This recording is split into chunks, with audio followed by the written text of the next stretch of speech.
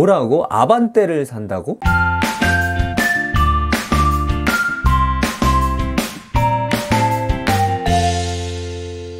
안녕하세요, 제가 바로 이창입니다. 오늘도 영상을 보러 와주셔서 감사합니다. 이번 영상에서는 무려 9년 만에 폭스바겐에서 준중형 세단이죠, 제타가 풀체인지가 되면서 올류 제타가 나왔죠. 사전 계약 중이긴 한데 사실 제가 이런 영상을 따로 만들지 않아도 아마도 지금 사전 계약을 지금 해도 올해 안에 받을까 말까 할 정도로 막 불티나게 팔릴 것 같습니다. 그 정도로 워낙 상품성이 좋게 나와서 제가 딱 차를 봤는데 너무 괜찮게 나왔더라고요. 가격 괜찮고 성능 괜찮고. 원래는 이렇게 가격이 좀 내려가면은 옵션이 좀 빠지거나 어떤 게 좀 하자가 있거나 그런 부분이 있거든요. 하지만 이번 제타 같은 경우에는 가격은 파격적으로 감소한 반면에 옵션은 오히려 더 들어갔다는 거, 그런 부분에서 저는 굉장히 좋게 생각을 하고 있습니다. 네, 2011년에 제타가 나왔을 때만 하더라도 물론 디젤 엔진이긴 했지만 3,300만원이랑 3,600만원 이 정도 금액대로 출시가 됐었거든요. 하지만 뭐 그렇다 하더라도 지금 우리나라에서 제타를 타고 계시는 분들이 굉장히 많은 만큼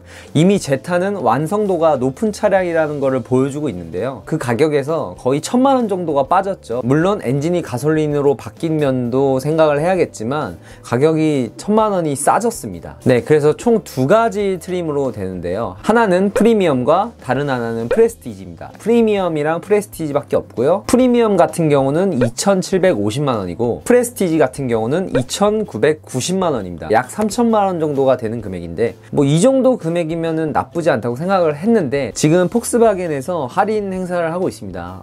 현금으로 구매를 했을 시에 12%가 할인이 되고요, 거기에 더해서 폭스바겐 파이낸스를 이용하면 2%가 추가가 되면서 14%의 할인을 적용받을 수 있게 됩니다. 네, 그렇게 구매를 하시게 되시면 프리미엄 같은 경우는 2,365만원이고요 프레스티지 같은 경우는 2,571만원에 구매를 하실 수 있게 되는 거예요. 뭐 2,500만원대라고 하면은 아반떼 자연흡기 1.6 모델 인스퍼레이션 가격이랑 엇비슷해지죠. 제가 봤을 때는 뭐 이 제타를 안 살 이유는 없는 것 같아요. 사이즈 같은 경우도 이전의 제타에 비해서 굉장히 많이 넓어졌어요. 전장이 4,700mm로 기존보다 40mm가 늘어났고요, 전폭은 1,800mm로 기존보다 20mm가 더 늘어났습니다. 예, 전고는 1,460mm로 기존보다는 20mm가 좀 낮아졌지만 최근 트렌드를 보자면 이 전고는 이해를 하는 수치이고요. 휠 베이스 같은 경우는 2,686mm입니다. 아반떼 휠 베이스가 2,720mm에 비해 약 3.2cm 정도가 모자라요. 휠 베이스가 그 정도면 사실 좀 큰 거긴 합니다만 충분히 준중형 세단에서 경쟁력을 갖는 실내 공간 수치라고 볼 수 있습니다. 네, 휠 같은 경우는 17인치 휠이 들어가요. 아무래도 연비를 중요시 하다 보니까 이 정도 휠을 선택을 한 것 같습니다. 엔진 같은 경우는 이번에 1.4 가솔린 터보 엔진이 들어가게 됩니다. 네, 그래서 마력으로 따지면 150마력에 25.5토크를 내게 돼요. 이 수치가 얼마나 준중형 세단에서 대단한 수치냐면 아반떼 자연흡기 모델 같은 경우는 123마력에 15.7토크 밖에 나오지 않아요. 그러니까 25.5토크, 약 한 10토크 정도가 차이가 나는 건데 여러분들이 정말 체감상으로도 느낄 만큼 가속력에서 차이가 많이 납니다. 그만큼 제가 이번 제타를 굉장히 좋게 생각했던 이유는 아반떼 인스퍼레이션과 가격이 비슷한데 반면에 엔진의 출력이 월등히 더 좋은 점, 이 점을 굉장히 뽑을 수 있겠고요. 물론 아반떼 N9이랑 비교해서는 N9은 마력 정도가 200마력이 넘고 토크가 27토크가 나와서 올류 제타보다는 분명히 좋은 출력 수치이긴 합니다만 가격이 뭐 윗등급으로 가면 2,800만원 정도가 되니까 할인된 제타에 비해서 좀 비싸다고 볼 수 있겠고요. 근데 사실 저는 뭐 이런 것도 있지만 현대잖아요. 현대 엠블럼을 단 것과 폭스바겐 엠블럼을 단 것은 어느 정도 좀 차이가 있다고 생각을 합니다. 실제로 우리가 폭스바겐이라는 회사가 굉장히 유구한 역사를 지니고 있고 폭스바겐의 차체 안정도와 그런 걸 고려했을 때 저는 현대보다는 더 우위에 있다고 생각을 합니다. 그리고 제가 폭스바겐을 되게 좋아하는 이유 중에 하나가, 폭스바겐은 산하 브랜드가 굉장히 많죠. 뭐 아우디, 벤틀리, 람보르기니, 포르쉐 등등등 너무 많은 브랜드를 가지고 있고, 폭스바겐에 들어가는 내장과 철판 가공 기술이 사실 급을 나누긴 하겠죠. 급을 나누긴 하겠지만 제타 같은 저가형 모델에도 고가형 라인에 들어가는 그 철판 기술, 가공 기술은 변하지 않다 이거죠. 그러니까 폭스바겐이 가지고 있는 자동차를 만드는 그 기술 자체는 제타에도 분명히 녹아져 있다고 생각을 하고요. 분명히 차량을 타셨을 때 느끼는 그 엔진 질감이라든가 주행 성능은 아반떼보다는 훨씬 더 월등할 거라고 판단이 됩니다. 네, 그리고 제가 폭스바겐의 제타, 올류 제타를 추천하는 결정적인 이유로는 이 변속기가 8단 자동 변속기가 들어갑니다. 폭스바겐이 DSG라고 해서 여러분들이 흔히 아시는 DCT 미션 아시죠? 그 미션을 사실 폭스바겐이 가장 처음 양산차에 적용한 브랜드거든요. 전 모델의 제타는 다 DSG 미션을 썼고요. DSG 미션, DCT 미션이 좋긴 한데 좋습니다.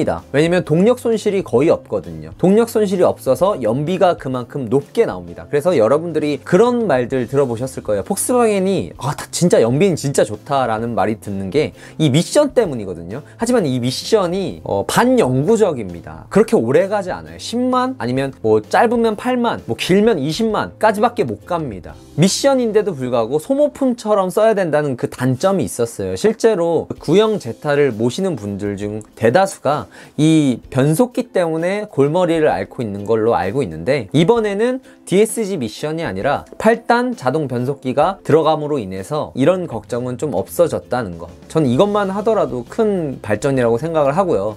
물론 8단 자동 변속기가 들어감에 있어서 연비가 어느 정도 저하는 했겠지만, 전 그렇다 하더라도 DSG보다는 8단 자동 변속기가 들어간 게 오히려 반갑다라고 생각이 될 정도로 이 전 구형 제타 분들의 이 변속기 때문에 스트레스가 굉장히 많았어요. 독일차 이 세그먼트에서 믿기지 않을 정도로 통풍 시트가 들어간다는 거. 놀랐습니다. 이제는 이 정도 급에도 적용을 시켜주는구나 라고 해서 많이 발전을 했다고 생각을 하고요. 네, 거기다가 차량을 신차로 구매를 하시게 되면 5년 동안 15만 킬로미터가 보증이 된다는 거. 이 점은 정말 큰 장점으로 다가올 것 같습니다. 네, 제가 이렇게 장점만 너무 나열을 하니까 아반떼 말고 그냥 제타를 갈까? 라고 하시는 분들이 있을까봐 제가 단점도 말씀을 드릴게요. 폭스바겐이 수리비가 비쌉니다. 여러분들이 생각하는 것만큼 저렴하지 않아요. 사실 수입차를 지금껏 타오고 독삼사를 타오셨던 분들이 폭스바겐을 수리하는 데에는 별로 그렇게 어렵지는 않을 거예요. 하지만 아반떼랑 경쟁 모델이다 보니까 아무래도 사회초년생 분들이나 내가 정말 가볍게 차량을 굴리실 분들이 사실 것 같은데, 이 아반떼 수리비를 생각하시면 큰 코 다칩니다. 그냥 쉽게 말해서 아반떼 유지비에 약 2배 정도가 더 들어간다고 생각하시면 오히려 편할 거예요. 정말 예를 들어서 아반떼 엔진오일 교체 비용이 8만 원이라고 생각을 하면, 물론 차종마다 다르겠지만 폭스바겐 브랜드의 차의 엔진오일 교체 비용이 15만 원 정도라고 생각하시면 편하실 거예요. 유지비가 결코 저렴하진 않다는 거. 그나마 뭐 캐딜락이나 포드 뭐 이런 좀 비주류 브랜드보다야 애프터마켓도 활성화가 돼 있는 이 폭스바겐의 유지비가 저렴하다고는 하지만 우리 국산차에 대비해서 유지 보수가 쉽진 않아요. 그래서 외제차를 한 번도 타보지 않으신 분들이 이걸 신형으로 사시게 되면 물론 5년 15만까지는 보증이 되니까 좀 안심이 되겠지만, 그 이후로는 유지비에 대해서 좀 부담이 될 수 있다는 거는 꼭 명심을 하셨으면 좋겠고요. 그리고 다음 단점으로는 폭스바겐 브랜드의 좀 공통적인 단점인데, 이 하체에서 올라오는 소음도 좀 있다고 하고요. 폭스바겐이 하체가 좀 약합니다. 그리고 뭐 이건 유럽차 대부분의 고질병이기도 한데, 브레이크를 밟으면 소음이 나고 분진이 많이 날릴 거예요. 이거는 어느 정도 감안을 하셔야 돼요. 다음 단점으로는 옵션이 좀 빠지는 게 있습니다. 아반떼에 비해서 확실히 옵션은 더 빠져 있어요. 예를 들어 뭐 디지털 계기판이 안 들어갑니다. 현지에서는 디지털 계기판이 있지만 우리나라에는 디지털 계기판이 없이 들어오고요. 또한 2열 에어벤트가 없고 전동 접이가 없습니다. 그러니까 전동은 될 거예요. 버튼을 누르면 접히고 다시 열리고 이런 건 되겠지만, 우리가 시동을 끌 때 알아서 접히는 락폴딩 기능이 빠져 있습니다. 다음으로 차선 유지가 안 되고 오토홀드가 안 됩니다. 네, 그리고 운전석만 전동 시트가 들어가서 이런 부분에 대해서는 확실히 아반떼에 비해서는 옵션이 어느 정도 낮다. 그리고 제가 트림이 두 가지라고 했잖아요. 프리미엄과 프레스티지가 있는데 웬만하시면 프레스티지를 구매하시는 걸 추천을 드립니다. 프리미엄이랑 프레스티지랑 가격 차이가 200만원 밖에 나지 않는데 옵션은 꽤 많이 차이가 나서요. 옵션 차이로는 뒷좌석의 열선 시트와 핸들 열선, 파노라마 선루프, 선바이저 조명, 후방 카메라 이 정도가 빠집니다. 프리미엄을 선택을 하시면. 그러니까 200만원 정도면 사실 이걸 싸제로 다 달려고 하면 더 많이 들 거예요. 그러니까 정말 내가 제타 이번에 괜찮다 라고 구매를 하실 거면 프리미엄보다는 프레스티지를 구매하시는 걸 추천을 드리고요. 제가 지금까지 올류 제타에 대해서 장단점을 설명을 간략하게 드렸는데요. 딱 들으시고 정말 내가 외제차를 타고 싶다 라고 생각을 하시면 제타를 가셔도 충분히 만족을 하실 수 있을 거라 생각을 합니다. 하지만 아까 말씀드렸던 것처럼 폭스바겐은 어디까지나 독일 외제차인 거, 그러니까 유지비도 국산차에 비교해서는 절대 안 됩니다. 여러분이 생각하시는 것만큼 그렇게 저렴하지 않으니까 잘 비교를 해보시고 나서 선택을 하셨으면 좋겠고요. 지금 사전 예약이 실시하고 있다고 하는데 사실 이미 제가 이 동영상이 나갈 때쯤이면 아마 다 끝났을 거예요. 그만큼 이 차 같은 경우는 굳이 폭스바겐에서 팔려고 노력을 안 해도 알아서 잘 팔릴 것 같습니다. 그만큼 상품성이 좋게 나왔으니까요. 심지어 디자인도 괜찮아, 이뻐, 이쁜 것 같아요. 폭스바겐 그 특유의 디자인을 잘 살리면서 디자인도 이쁘게 나온 것 같아서 저는 제타에 한 표를 들어주고 싶습니다. 이렇게 해서 오늘 영상은 여기까지 말씀을 드리도록 하고요. 다음 영상에서는 더 유익하고 재미난 영상으로 찾아뵙도록 하겠습니다. 감사합니다.